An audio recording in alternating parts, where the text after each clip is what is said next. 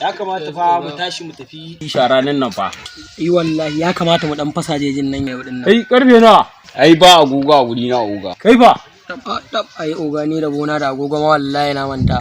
Gaskiya ku ƴan matsala ne. Agogon ma ba za ku ringa yawo da shi ba.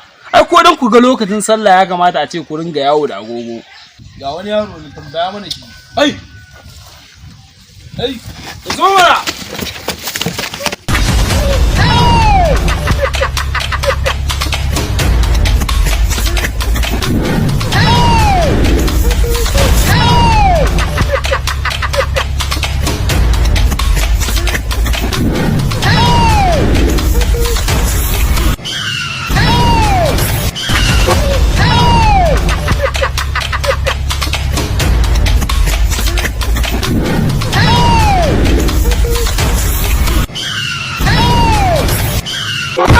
Punya sih nyawa.